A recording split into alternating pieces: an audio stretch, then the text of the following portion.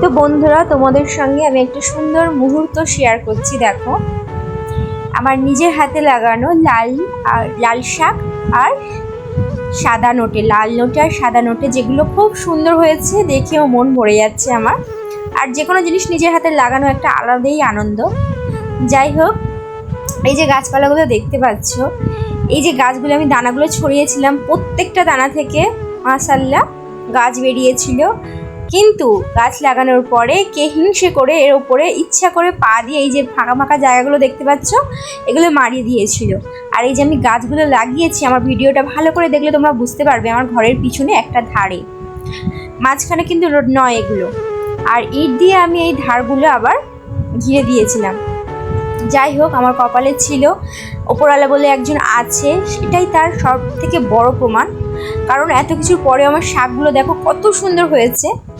আর ওপর দিয়ে দেখো আমি শাকগুলো তুলে নিচ্ছি, আর ভেতরেও ছোট ছোট ভর্তি।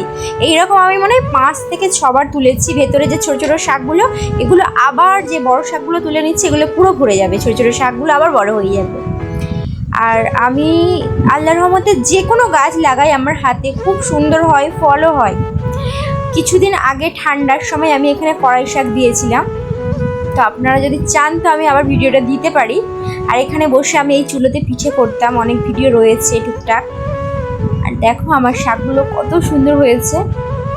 হিংসায় মানুষ কোনোদিন জয়ী হতে পারে না, হিংসায় মানুষের ক্ষয়ই হয়। আমি কিন্তু কোনোদিন কারোর গাছপালা কোনো জিনিস আমি ক্ষতি করিনি।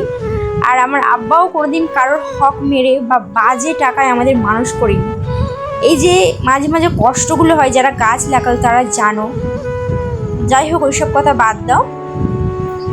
আমার যে আল্লাহ পাক এত কিছু দিয়েছে, এটাই আমি এতে অনেক খুশি। আমি সব ভুলে গেছি। আর কত শাক তুলেছি দেখো, এই শাকগুলো কিন্তু কোনো সার দিইনি আমি, বিনা সারে এই শাকগুলো হয়েছে। তাই রান্না করার পরে এত টেস্টি হয়েছিল কি বলবো।